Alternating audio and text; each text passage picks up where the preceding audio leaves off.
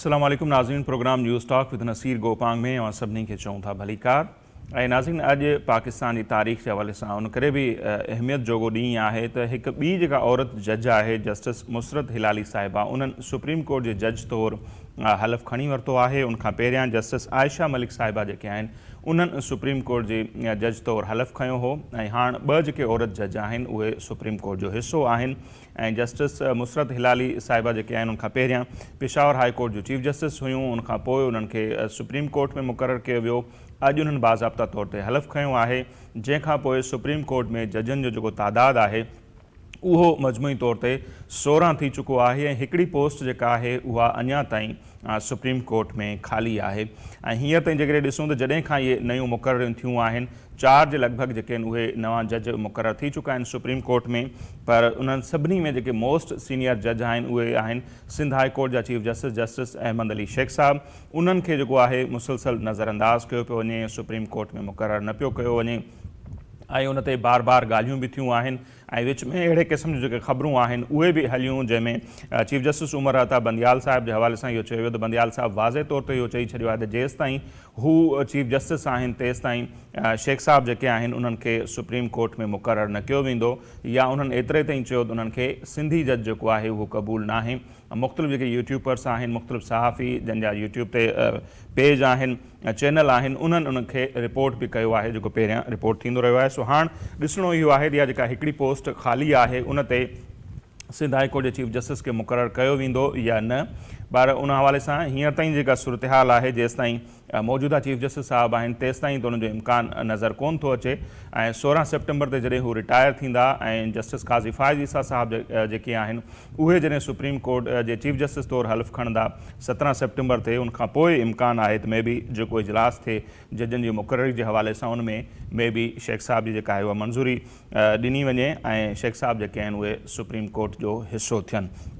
अॼु जे प्रोग्राम में असीं उन ते ॻाल्हि ॿोल कंदासीं। ऐं अॼु जेका हीअ हलफ़ बरदारी तक़रीब थी आहे जस्टिस मुसरत हिलाली साहिबा जी, उन तक़रीब खां पोइ चीफ जस्टिस साहिबु जेके आहिनि उहे मुख़्तलिफ़ माण्हुनि सां मिलिया ऐं ख़ासि तौर ते जॾहिं जेके कोर्ट रिपोर्टर आहिनि, सहाफ़ी आहिनि, उन्हनि सां जॾहिं उन्हनि मुलाक़ात कई त कुझु सहाफ़ियुनि सां मुलाक़ात दौरान उन्हनि पंहिंजी नाराज़गी जो बि इज़हार कयो ऐं संदसि इहो चवणु हो त अहिड़े क़िस्म जूं ख़बरूं हलायूं पियूं वञनि, बाहि लॻाई पई वञे, या उन्हनि जेके ख़बरूं हलनि पियूं थियूं चीफ जस्टिस साहिब जे हवाले सां उन्हनि ते बहरहाल नाराज़गी जो इज़हार कयो आहे। सो अॼु जे प्रोग्राम में असां कोशिशि कंदासीं त उन्हनि सहाफ़ियुनि मंझां कुझु सां असांजी ॻाल्हि ॿोल थी सघे, उन्हनि खां मालूम कयूं त चीफ जस्टिस साहिब खे कहिड़ी शिकायत आहे मीडिया खां ऐं जंहिंजो अॼु उन्हनि इज़हार बि कयो आहे उनखे सम्झण जी कोशिशि कंदासीं। ऐं चीफ जस्टिस साहिब जे हवाले सां जेके इहे ख़बरूं हलियूं त उन्हनि कुझु यूट्यूबर्स सां मुलाक़ात कई।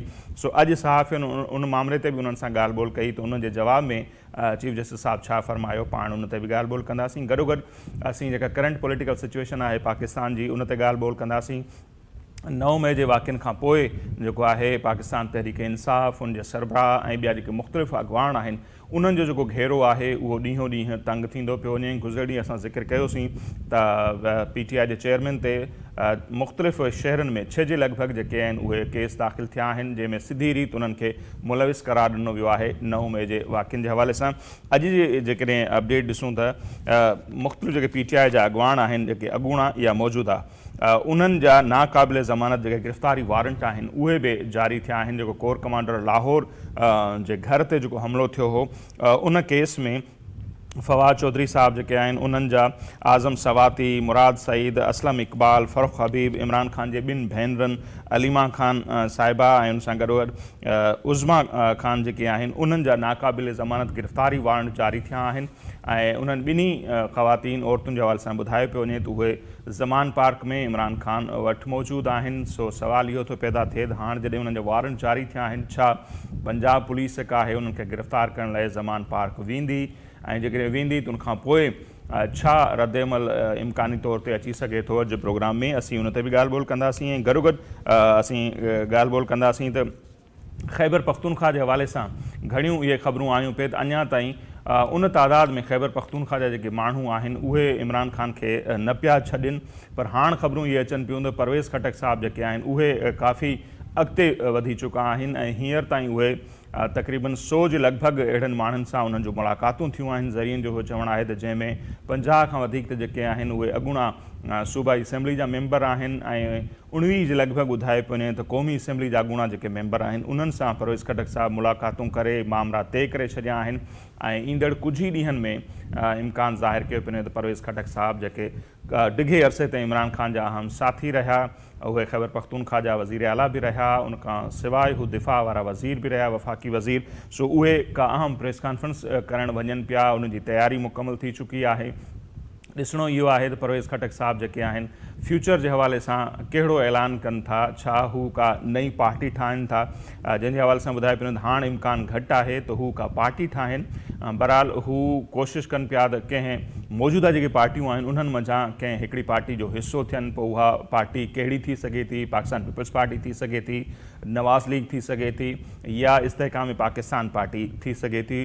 परवेज़ खटक साहिब जी जेका उॾाम हूंदी उहा कहिड़े तरफ़ हूंदी, अॼु जे प्रोग्राम में असीं उन ते बि ॻाल्हि ॿोल कंदासीं। जीअं अव्हांखे ॿुधायोसीं त इमरान ख़ान साहिब ते गुज़र ॾींहुं मुख़्तलिफ़ शहरनि में 6 जे लॻभॻि केस जेके आहिनि उहे दाख़िल थिया 9 मई वाक़िअनि जे हवाले सां ऐं उन्हनि खे सिधी रीति उन्हनि वाक़िअनि में मुलविस करार ॾिनो पियो वञे ऐं नेब जेको आर्डीनेंस आयो आहे उनखां पोइ इहे बि ॻाल्हियूं हलनि पियूं थियूं त मुख़्तलिफ़ जेके माण्हू आहिनि उहे इमरान ख़ान जे हवाले सां वादा माफ़ गवाह थियण जे लाइ तयारु आहिनि, जंहिंमें सभ खां वॾो जेको नालो अॻियां अचे पियो उहो इमरान ख़ान साहिबु जॾहिं वज़ीर आज़म हुआ त उन्हनि जा पर्सनल सेक्रेटरी रहिया आहिनि आज़म ख़ान साहिबु। उन्हनि जे हवाले सां ॿुधाए पियो वञे त उहे वादा माफ़ गवाह थियण जे लाइ तयारु आहिनि ऐं कुझु बिज़नेस कम्यूनिटी जा जेके माण्हू आहिनि वापारी उहे बि इम्कान आहे त इमरान ख़ान जे हवाले सां वादा माफ़ गवाह थी सघनि था। जी नाज़रीन, मुंतई पाण वधीक ॻाल्हि ॿोल कंदासीं। लाहौर मञा सीनियर सहाफ़ी ऐं तज्ज़िये निगार गौहर भट्ट साहब जेके आहिनि उहे असां सां हींअर टेलीफोन लाइन पे मौजूद आहिनि। गौहर भट्ट साहब, बहुत शुक्रिया, आपने हमें वक्त दिया। भट्ट साहब, कैसे देख रहे हैं स्पेशली पीटीआई और खान साहब के जो मामलात हैं? आपका व्लॉग देखा, आपने तो टाइम भी दे दिया है कि अगले 6-7 दिन जो हैं वो बड़े अहम हैं और अब खान साहब से कोई रियायत नहीं होगी, तो आने वाले 6-7 दिन के बाद हम क्या समझें कि खान साहब दोबारा गिरफ्तार होंगे? क्या होने जा रहा है भट्ट साहब? देखिए, खान साहब की गिरफ्तारी जो है उसके लिए तो बहुत सारी चीजें ऑलरेडी मौजूद हैं जी। सिर्फ प्रॉब्लम जो आ रहा है वो प्रॉब्लम ये आ रहा है कि यानी ये खदशा मौजूद है कि इमरान खान को गिरफ्तार किया जाएगा तो जो पहले जिन्होंने खुद नोटिस लेकर और उनकी रिहाई मुमकिन बनाई थी कहीं वो दोबारा खुद नोटिस ना हो जाए, सिर्फ उस चीज को इंश्योर किया जा रहा है। और मेरा नहीं ख्याल कि इमरान अहमद खान न्यायी साहब जो है वो अगले इलेक्शन जब भी हो, चाहे वो 3 महीने बाद हो या 2 साल बाद हो, हर 2 सूरतों में तब तक ये बाकायदा तौर पे न सिर्फ नाहल हो चुके होंगे बल्कि ये जेल में होंगे। बल्कि इस बात को एक और तरीके से आप समझ लें कि इलेक्शन होंगे ही तब जब इमरान खान साहब जो है वो जेल में होंगे और नाहल हो चुके होंगे। अच्छा, मतलब ये तय हो चुका है कि खान साहब जो भी इलेक्शन जब भी होए उनका हिस्सा नहीं होंगे अब? जी, ये तो सर्टन बात है जो मैं बात कह रहा हूँ, ये बिल्कुल दीवार पे लिखी हुई बात है। क्योंकि इमरान खान साहब जो हैं वो जिस वजह से अभी तक बचे हुए हैं वो आला अदलिया की एक out of the way favour है। जिस वक्त वो out of the way favour जो है वो विद इन द वे आएगी, यानी जो आइन है और कानून है उसके मुताबिक चीजों को डील किया जाएगा, तो इमरान खान साहब एक दिन भी जेल से बाहर नहीं रह सकेंगे। सही। तो भट्ट साहब फिर क्या समझें, क्योंकि जिस तरफ आप इशारा कर रहे हैं बंदियाल साहब की तरफ, तो वो तो 16 सितंबर तक हम देखते हैं कि मौजूद रहेंगे, उसके बाद जाके रिटायर होंगे, तो तब तक क्या गिरफ्तारी नहीं होगी या उसके रवैये में कुछ तब्दीली आएगी? उसको कोई इशारे विशारे भेजे गए हैं या भेजे जाएंगे? मतलब क्या होगा फिर, या सितंबर तक वेट किया जाएगा? देखिए, एक चीज जो है वो आप नोट करें अगर तो इस वक्त जो सुप्रीम कोर्ट ऑफ पाकिस्तान है वहां पर एक जो खातून है मुशर्रफ हलाली साहबा, वो अब बतौर जज आ गई है, उन्होंने आज हल्फ ले लिया। अच्छा, अब जो हम ख्याल हैं वो 8 हैं और जो आजाद ख्याल हैं यानी जो कि आइन के तहत चलने वाले हैं वो भी 8 हैं। तो अब जो अगली एक्सपीरियंस हासिल थी हम ख्यालों को वो तो एक तरह से खत्म हो गई, ठीक है। अब उससे पह गया जोड़ बराबर था। सही। अब उसके बाद अगली बात जो है वो आती है कि मुकदमा और जो इंतजामिया है वो किसके साथ खड़ी हुई, ठीक है। तो वो आप जानते हैं कि ऑलरेडी वो मुकदमा भी जो है उसमें भी इमरान खान साहब खुद ही बाहर निकल गए, उन्होंने खुद ही रिजाइन कर दिए।